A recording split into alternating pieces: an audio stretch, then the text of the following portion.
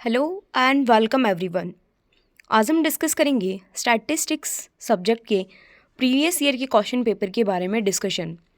ये जो आप देख रही हैं ये 2021-22 का क्वेश्चन पेपर है, जिसमें हम डिस्कस करेंगे स्टैटिस्टिक्स। बेसिकली एक थोड़ा सा हम बोल सकते हैं टफ़ जो सब्जेक्ट है उसमें आ जाता है, स्पेशली फॉर एग्रीकल्चर स्टूडेंट्स। तो हम इसी के पेपर के बारे में आज डिस्कशन करेंगे कि किस तरीके से क्वेश्चन राइटिंग की जानी चाहिए। तो इसमें सबसे पहला क्वेश्चन जो डेफिनेशंस पूछी जाती हैं उसमें सबसे फर्स्ट है स्केटर डायग्राम। तो सबसे पहले तो आपको पता होना चाहिए कि स्केटर डायग्राम बेसिकली होता क्या है।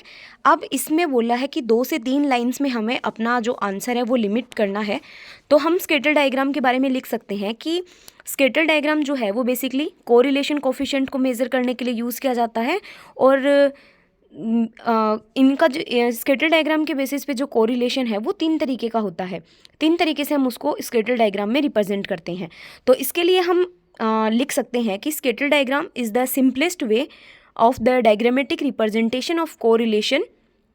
और फिर हम उसके टाइप्स लिख सकते हैं positive correlation, negative and no correlation. या फिर हम सिंपली एक बहुत छोटा सा बेसिक सा जो डायग्राम है स्केटर डायग्राम का वो बनाकर भी रिप्रेजेंट कर सकते हैं कुछ इस तरीके से। जैसे कि ये हमने ग्राफ बनाया, उसके बाद में ये हमने पॉजिटिव कोरिलेशन को डिनोट किया, ये हमने सेकंड बनाया, इसमें हमने नेगेटिव कोरिलेशन को दिखाया, और फिर ये हमने थर्ड बनाया जिसमें हमने ज़ीरो कोरिलेशन या फिर इसे ही नो कोरिलेशन के बारे में को बोलते हैं। इन तीनों को हम एक ही लाइन में जो है वो दिखा सकते हैं। तो ये हो गया हमारा पूरा जो है स्केटर डायग्राम के बारे में। नेक्स्ट आती है हमारी definition of statistics. Basically statistics आप सभी को पता होगा कि होती क्या है। तो आप सबसे पहले तो यही लिख सकते हैं कि ये लैटिन वर्ड स्टेटस से लिया गया है। जब हम बेसिक सा इंट्रोडक्शन से स्टार्ट करते हैं तो ये एग्जामिनर के ऊपर जो कॉपी चेकर होते हैं उनके ऊपर ये काफ़ी अच्छा व्यू जो है वो या अच्छा इम्पैक्ट डलता है। स्टैटिक्स के डेफिनेशन में हम बोलें तो वैसे तो बहुत सारे साइंटिस्ट ने दी है, लेकिन या तो हम आर ए फिशर की डेफिनेशन लिखेंगे कि according to R A Fisher statistics a branch of mathematics which specialised in data. या फिर हम लिखेंगे कि स्टैटिस्टिक्स वो साइंस है जिसमें कि डेटा को कलेक्ट करते हैं, ऑर्गेनाइज करते हैं, एनालाइज करते हैं, इंटरप्रेट करते हैं और फिर डिसीजंस बनाते हैं। अगर हम इसको एक वे में बोलें तो statistics the science of collecting, organising, analysing and interpreting the data to make the decision. तो ये हो गया हमारी स्टैटिस्टिक्स की डेफिनेशन। नेक्स्ट हमारा आता है अर्थमेटिक मीन। ये सब आपको पता होगा, मीन, मॉड, मीडियन। मीन जो है वो 3 तरीके का होता है, फिर arithmetic mean, geometric mean, harmonic mean. तो हमें इसमें पर्टिकुलरली जो अर्थमेटिक मीन है जो कि सबसे सिंपलेस्ट वे ऑफ मीन है उसी को यहाँ पर डिफाइन करना है। तो अर्थमेटिक मीन बेसिक सा होता क्या है, जितने भी हमें ऑब्जर्वेशंस दिए गए हैं उनको ऐड करना है, उनका जोड़, और उनको डिवाइड करना है नंबर ऑफ ऑब्जर्वेशन से। तो अगर हम इसे एक डेफिनेशन के पॉइंट ऑफ व्यू में लिखें तो हम बोल सकते हैं sum of the given observation that is divided by the number of observation is known as arithmetic mean. तो ये हो गया हमारा अर्थमेटिक मीन। नेक्स्ट हमने अभी थोड़ी देर पहले डिस्कस किया था कि मीन के नेक्स्ट टाइप ज्योमेट्रिक मीन भी होता है। तो इसमें ये भी पूछ लिया गया है कि ज्योमेट्रिक मीन क्या होता है। तो हम ज्योमेट्रिक मीन को बेसिक सा क्या बोलते हैं कि nth root of the product of n values of a set of observation. Basically अगर आपको और ज़्यादा इसमें इम्पैक्टफुल जो डेफिनेशंस लिखनी है तो आप इसके साथ में, क्योंकि स्टैटिस्टिक्स एक वाइड सब्जेक्ट है, एक मैथमेटिकल सब्जेक्ट है, तो जिसमें आपको अगर आप फॉर्मूलों को मेंशन करेंगे तो ये ज़्यादा इम्पैक्टफुल होगा। जैसे ज्योमेट्रिक मीन के फॉर्मूले को आप लिख सकते हो जैसे n फिर रूट लगा के x1 इंटू x2, जो भी आपका फॉर्मूला है उसमें आप इसको डेफिनेशन के साथ में फॉर्मूला लिख सकते हो। नेक्स्ट जो है वो हमारा आता है मीन डेविएशन। मीन डेविएशन जो होता है उसको बेसिकली हम एवरेज डेविएशन के नाम से भी जानते हैं। और मीन डेविएशन को हम बोल सकते हैं कि average of the absolute deviation that is taken from the central value, that is mean deviation. Next जो डेफिनेशन है वो है वेरिएंस की। वेरिएंस बेसिकली क्या होता है, जो डेविएशन, जो स्क्वायर ऑफ डेविएशन होता है उसका एवरेज जिसको कि मीन से लिया गया हो उसे हम बोलते हैं variance. It means the average of the square of the deviation that is taken from the mean is known as variance. अब बेसिकली जो वेरिएंस है वो 2 तरीके का हो सकता है, सिंपल वेरिएंस होगा या तो पॉपुलेशन वेरिएंस होगा। तो इसको भी आप इसमें मेंशन कर सकते हैं। नेक्स्ट हमारी आती है प्रोबेबिलिटी। प्रोबेबिलिटी तो आप सभी को पता होगा कि किसी चीज़ के घटित होने की क्या चांसेस हैं, किसी चीज़ के अकरेंस होने के या किसी भी इवेंट के घटित होने के क्या चांसेस है, उसे ही हम प्रोबेबिलिटी बोलते हैं। तो अगर हम इसके डेफिनेशन बोलेंगे तो हम बोल सकते हैं कि probability of an event is a numerical measure of the belief that it would अकर। मतलब कि एक मैथमेटिकल मेजर कि कोई भी इवेंट घटित होगा, उसकी कितने चांसेस हैं उस इवेंट के घटित होने के, दैट इज़ प्रोबेबिलिटी। नेक्स्ट आता है नल हाइपोथेसिस। नल हाइपोथेसिस क्या होगा? सबसे पहले तो आपको पता होना चाहिए कि ये टेस्ट ऑफ सिग्निफिकेंस से रिलेटेड है। ये हमने हमारे जो सब्जेक्ट से रिलेटेड वीडियोस थे उनमें सब डिस्कस कर रखा है कि टेस्ट ऑफ सिग्निफिकेंस, जिसमें हमें नल हाइपोथेसिस, जो हाइपोथेसिस होती हैं वो दो तरीके की होती हैं जो हम टेस्ट ऑफ सिग्निफिकेंस में हाइपोथेसिस बनाते हैं। या तो वो नल हाइपोथेसिस होती है या तो अल्टरनेट हाइपोथेसिस होती है। तो नल हाइपोथेसिस जो है उसको हम H0 से डिनोट करते हैं, और उसमें बोला जाता है कि नल हाइपोथेसिस जो है, कोई भी हाइपोथेसिस जो कि पॉसिबल रिजेक्शंस के लिए टेस्ट की जाती है उसको बोलते हैं null hypothesis. It means any hypothesis that is tested for its possible rejection is called as null hypothesis, और इसको H0 से डिनोट किया जाता है। या फिर हम बोल सकते हैं कि जो नल हाइपोथेसिस होती है हमारी, वो प्रोपोजिशन होता है जीरो डिफरेंस का, यानी कि वो जो दो रिजल्ट्स आएंगे उनके बीच में जीरो डिफरेंस मानती है कि जो पहले रिजल्ट प्रेजेंट था उसके मध्य और जो हमारा रिजल्ट आया है उसके मध्य दोनों के बीच में जीरो डिफरेंस है, that is null hypothesis. Next आता है standard deviation. Standard deviation basically है क्या? मेजर ऑफ डिस्पर्जन है, जिसको भी हमने अच्छे से डिटेल में डिस्कस कर रखा है। स्टैंडर्ड डेविएशन को हम बोलते हैं, यूजुअली स्टैंडर्ड डेविएशन जो है वो सिग्मा से रिप्रेजेंट किया जाता है, और इसको कार्ल पियर्सन ने सबसे पहले इसको सजेस्ट किया था स्टैंडर्ड डेविएशन को, जिसको हम बोल सकते हैं कि ये अर्थमेटिक मीन का पॉजिटिव स्क्वायर रूट होता है स्टैंडर्ड डेविएशन। तो अगर इसके डेफिनेशन की बात करें तो हम लिख सकते हैं कि positive square root of the arithmetic mean of the squares of deviation of the given observation from the arithmetic mean. Next हमारा आता है कोफिशिएंट ऑफ वेरिएशन, जिसे कि शॉर्ट में CV के नाम से भी जाना जाता है, और ये भी एक मेजर ऑफ डिस्पर्जन है, कोफिशिएंट ऑफ वेरिएशन भी। इसमें हम बोल सकते हैं कि coefficient of variation basically standard deviation और मीन का रेशियो होता है। तो अगर इसे डेफिनेशन पॉइंट ऑफ व्यू में हम बोलेंगे तो हम बोल सकते हैं कि coefficient of variation is the ratio of standard deviation to its mean, और हम इसका फॉर्मूला भी डिनोट कर सकते हैं, that is CV is equal to standard deviation upon mean into 100, तो that is coefficient of variation. Next हमारा आता है सिंपल रैंडम सैम्पलिंग। सैम्पलिंग का टॉपिक आपने पढ़ा होगा, जिसमें दो तरीके की जो सैम्पलिंग है वो आपने पढ़ी होगी, सिंपल रैंडम सैम्पलिंग और स्ट्रैटिफाइड रैंडम सैम्पलिंग। तो जो सिंपल रैंडम सैम्पलिंग होती है बेसिकली, वो एक तो पहली बात तो वो सिंपलेस्ट मेथड होता है सैम्पलिंग का, और इसमें क्या होता है, जिसमें कि जो सैंपल्स हैं वो यूनिट बाय यूनिट लिए जाते हैं, जिसमें कि हर एक सैंपल की इक्वल प्रोबेबिलिटी होती है कि हम कौन सा सेलेक्ट करेंगे, उसकी इक्वल प्रोबेबिलिटी होती है, that is simple random sampling. हम बोल सकते हैं कि सिंपल रैंडम सैम्पलिंग वो होती है जिसमें sample is drawn by unit and with equal probability of selection. और जो कि हमने दूसरा टाइप बात किया था स्ट्रैटिफाइड रैंडम सैम्पलिंग, उसमें हम क्या बोल सकते हैं कि ये रेस्ट्रिक्टेड सैम्पलिंग के अंदर कंसिडर की जाती है। नेक्स्ट आती है ग्राफिकल रिप्रेजेंटेशन। ये काफ़ी इंपॉर्टेंट टॉपिक है क्योंकि हम दो तरीके के रिप्रेजेंटेशंस को पढ़ते हैं, एक सिंपल रिप्रेजेंटेशन ऑफ डेटा और सेकंड उसी में ग्राफिकल रिप्रेजेंटेशन। तो ग्राफिकल रिप्रेजेंटेशन क्या होता है बेसिकली, जब हम एक फ्रीक्वेंसी डिस्ट्रीब्यूशन, एक टाइम सीरीज़ डेटा की फ्रीक्वेंसी डिस्ट्रीब्यूशन को जब रिप्रेजेंट करते हैं ग्राफिकल फॉर्म में, तब हम बोलते हैं कि ये ग्राफिकल रिप्रेजेंटेशन ऑफ डेटा है। हम बोल सकते हैं कि when we have to represent the data of a frequency distribution of a time series data, then it is called graphical representation, जिसमें कि एक ग्राफ पेपर के ऊपर जो डेटा का रिप्रेजेंटेशन है वो ग्राफ पेपर के ऊपर किया जाता है। इसमें आप इसके एग्जांपल्स को मेंशन कर सकते हैं, जैसे फ्रीक्वेंसी पॉलीगॉन हो गया, ये ग्राफिकल रिप्रेजेंटेशन का पार्ट है, हिस्टोग्राम हो गया, ये ग्राफिकल रिप्रेजेंटेशन का पार्ट है। नेक्स्ट आते हैं क्वार्टाइल्स। क्वार्टाइल्स बेसिकली क्या होता है कि ऐसी नंबर या किसी भी सीरीज़ का ऐसा नंबर जो कि उसको 4 इक्वल पार्ट्स में डिवाइड करता हो, that is known as quartile. हम बोल सकते हैं कि दैट पॉइंट या that number which divide the series into 4 equal parts are known as quartiles. और इसका फॉर्मूला भी हम लिख सकते हैं कि n+1/4। नेक्स्ट हमारा क्वेश्चन आता है 2 मार्क्स के जो क्वेश्चंस पूछे जाते हैं उसमें। तो इसमें हमें क्या करना होता है, जो सबसे पहले हम 3 to 4 लाइन्स के अंदर अपना आंसर मेंशन कर रहे थे उसे हमें 6 to 8 लाइन्स में एक्सटेंड कर देना है। तो सबसे पहला क्वेश्चन है सैंपल सर्वे एंड सेंसस सर्वे। आपने पढ़ा होगा कि सेंसस किसे बोला जाता है। सेंसस सर्वे को हम बेसिकली कंप्लीट इन्यूमरेशन के नाम से भी जानते हैं। ये हमने डिस्कस किया था हमारे लेक्चर्स में। तो सैंपल सर्वे क्या होता है, जब सबसे पहले तो हम किसी भी पूरी एक सीरीज़ होती है उसके एक डेटा को हम सैंपल बोलते हैं, सिंगल डेटा को हम सैंपल बोलते हैं। और इस सैंपल को जब पूरी पॉपुलेशन में से आइडेंटिफाई किया जाता है, सेलेक्ट किया जाता है, तो इसे ही हम बोलते हैं सैंपल एन्यूमरेशन या फिर सैंपल सर्वे इसको बोला जाता है।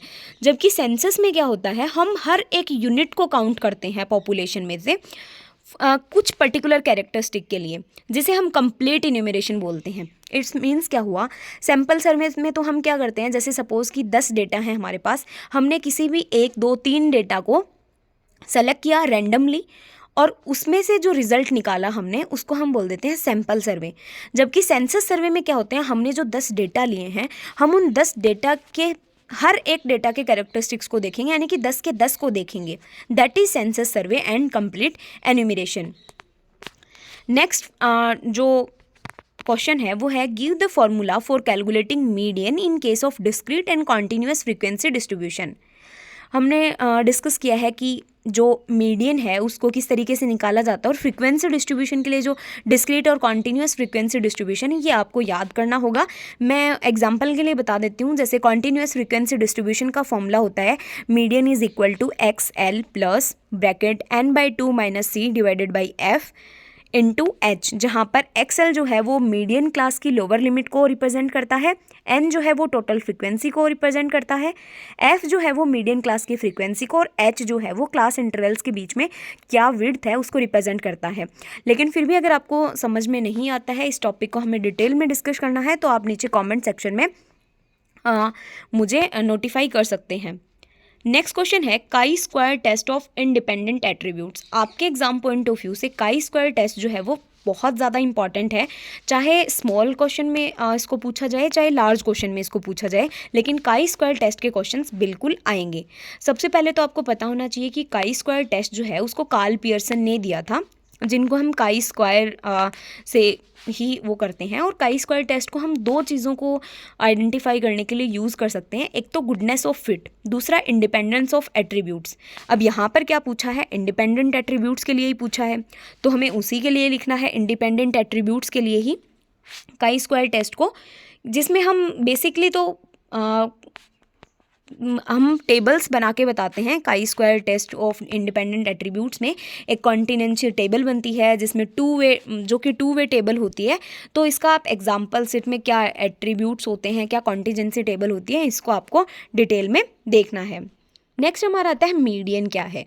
तो मीडियन बेसिकली क्या होता है, किसी भी सीरीज़ की मिडल वैल्यू जो उसको पर्टिकुलर 2 इक्वल पार्ट्स में डिवाइड कर देती है उसको हम बोलते हैं मीडियन। लेकिन अगर हम इसे लिखेंगे तो हम लिख सकते हैं कि median is the value of the variable that divide the whole series into 2 equal halves. यानी कि क्या हुआ, जो पूरी सीरीज़ है उसको 50-50 में पार्ट्स में डिवाइड कर देगी। लेकिन अब इतने लिखने से काम नहीं चलेगा, क्योंकि ये लॉन्ग क्वेश्चन में पूछा गया है, you should write 8 to 10 lines. तो आप लिख सकते हैं कि मीडियन का क्या फॉर्मूला होता है, फिर मीडियन डिस्क्रीट सीरीज़ के लिए मीडियन का कौन सा फॉर्मूला लगाते हैं, है ना, और इसको पर्टिकुलर इसके जो भी एडवांटेज डिसएडवांटेज हैं वो भी आप इसमें मेंशन कर सकते हैं। नेक्स्ट हमारा आता है बाइनोमियल डिस्ट्रीब्यूशन। बेसिकली हम पॉपुलेशन के जब डिस्ट्रीब्यूशन की बात करते हैं तो 3 टाइप के डिस्ट्रीब्यूशंस को सबसे ज़्यादा पढ़ते हैं, normal distribution, binomial distribution and Poisson distribution. तो नॉर्मल डिस्ट्रीब्यूशन में तो क्या होगा कि mean, mod and median equal होंगे हमेशा। अब हमें यहाँ पर बताना है बाइनोमियल डिस्ट्रीब्यूशन। तो सबसे पहले आपको मैंशन करना होगा कि बाइनोमियल डिस्ट्रीब्यूशन जो है उसको जेम्स बर्नौली ने दिया था।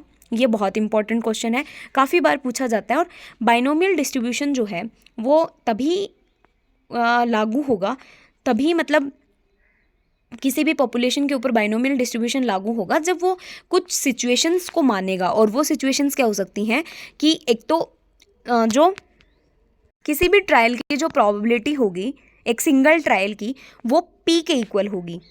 पहली कंडीशन तो ये है। दूसरी है कि कोई भी जो ट्रायल है उसके एक या फिर दो पॉसिबल आउटकम्स होने चाहिए, यानी कि सक्सेस, जैसे हम बोल सकते हैं सक्सेस या फेलियर, या फिर हम हेड या टेल बोल सकते हैं। तो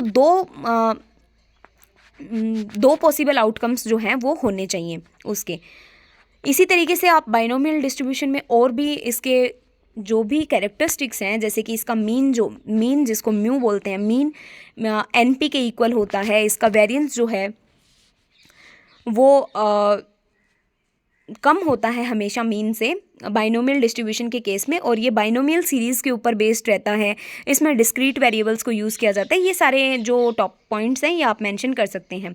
नेक्स्ट, अभी हमने जो डिस्कस किया था पॉइजन डिस्ट्रीब्यूशन, कि ये भी जो पॉपुलेशन का डिस्ट्रीब्यूशन है उससे पूछा गया क्वेश्चन है। तो पॉइजन डिस्ट्रीब्यूशन में भी हम बोल सकते हैं कि इसमें क्या होगा, इसमें जो पॉइजन डिस्ट्रीब्यूशन में हम को जब पैरामीटर्स बोलेंगे पॉइजन डिस्ट्रीब्यूशन में, तो ये लैम्डा होगा जो कि हमेशा 0 से ज़्यादा होगा।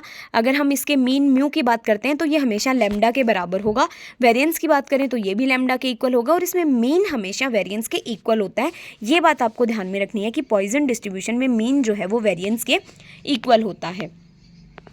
नेक्स्ट क्वेश्चन आता है 2 टाइप्स ऑफ एरर्स। बेसिकली हमने 2 types of error test of significance में इसकी बात की थी कि 2 टाइप की एरर होती हैं, type first error and type second error. इसका भी डेफिनेट क्वेश्चन है, फिक्स क्वेश्चन है कि आपसे एरर का जो टॉपिक है उससे क्वेश्चन पूछा जाएगा। तो 2 टाइप ऑफ एरर में हम सबसे पहले डिस्कस करते हैं टाइप फर्स्ट एरर। तो टाइप फर्स्ट एरर में क्या होता है कि हम नल हाइपोथेसिस को रिजेक्ट कर देते हैं, क्यों, और ये सही होती है लेकिन फिर भी हम इसको सही होते हुए भी रिजेक्ट कर देते हैं। That is type first error. अगर कोई चीज़ सही है फिर भी हमने उसको गलत बता दिया तो एरर तो आएगा ही। तो that is called type first error. That is rejection of the null hypothesis when it is true. That is known as type first error. और टाइप सेकंड एरर क्या होगी, नल हाइपोथेसिस को एक्सेप्ट कर लेते हैं जब ये फॉल्स होती है, तब भी ये गलत होती है, ये फॉल्स होती है, तब भी हम नल हाइपोथेसिस को एक्सेप्ट कर लेते हैं, तो वो होती है type second error. That is acceptance of the null hypothesis when it is false is known as type second error. Next जो क्वेश्चन है वो आपका है pair t test. Pair t test में हम क्या करते हैं, बेसिकली आपको सबसे पहले तो टी टेस्ट को ही देखना है कि जब सैंपल का साइज़ जो है वो कितना होगा तब हम टी टेस्ट को यूज़ करते हैं। जेड टेस्ट को हम कितने सैंपल साइज़ में यूज़ करते हैं, ये आपके छोटे मार्क्स के क्वेश्चंस में कम मार्क्स के क्वेश्चन में पूछे जाते हैं कि इनकी क्या रिक्वायरमेंट्स हैं कि कौन से टेस्ट को कब यूज़ किया जाएगा। तो बेसिकली जो पेयर टी टेस्ट है, जिसे हम डिपेंडेंट टी टेस्ट के नाम से भी जानते हैं, पेयर टी टेस्ट को, इसके कुछ अजम्पशंस हैं, जैसे कि इसमें पॉपुलेशन नॉर्मल होनी चाहिए, सैंपल जो है वो रेंडमली ड्रॉ किया जाना चाहिए। तो ये सारी चीज़ें ये आप इसमें मेंशन कर सकते हैं। नेक्स्ट जो क्वेश्चन है ये लॉन्ग क्वेश्चंस हैं, जिसमें आपको कंप्लीट चीज़ें लिखनी है जितना आपको आता है। ये जो क्वेश्चन है इसमें आपको लगभग 3 से 4 पेजेस में अपना आंसर जो है वो लिखना है। तो सबसे पहले है व्हाट इज़ टी टेस्ट। तो आप लिख सकते हैं कि it is a test of significance, किसके लिए यूज़ किया जाता है। इसके अलावा जो इसकी अजम्पशंस क्या हैं, कंडीशंस क्या हैं, तो आप इनमें सब लिख सकते हैं कि जब सैंपल का साइज़ 30 से कम होगा तब हम टी टेस्ट को यूज़ करते हैं। और एक इंडिपेंडेंट टी टेस्ट होता है और दूसरा पेयर टी टेस्ट होता है, जिसको हम डिपेंडेंट टी टेस्ट के नाम से जानते हैं।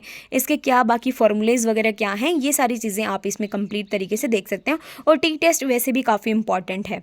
टी टेस्ट से आपका लॉन्ग क्वेश्चन जो है वो 95% आने के चांसेस हम हर एग्ज़ाम में रहते हैं।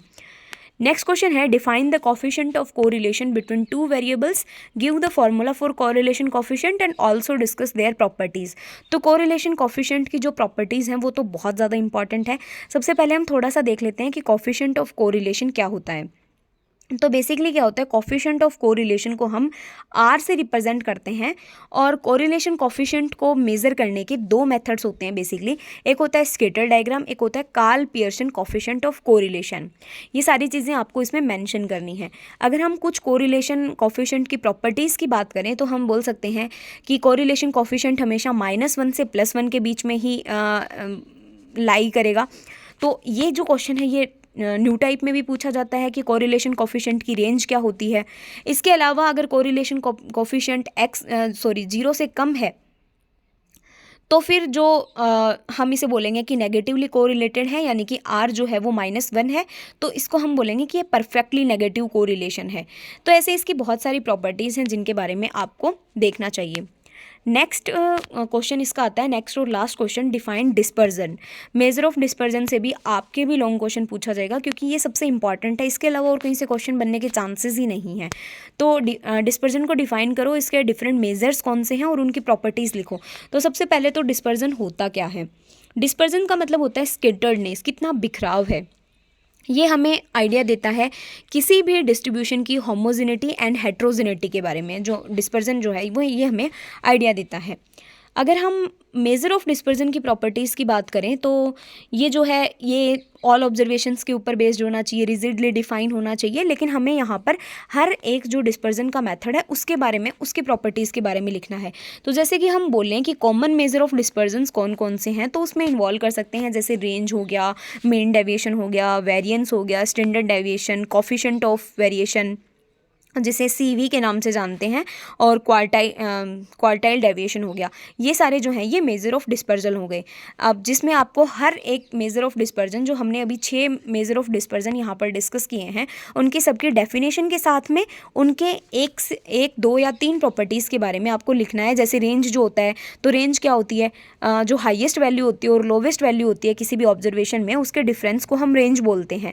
तो ये सबसे सिंपलेस्ट मेथड है, ईजीएस्ट मेजर ऑफ डिस्पर्जन है कि इसकी कुछ प्रॉपर्टीज़ जो हैं उनके बारे में आपको लिखना है।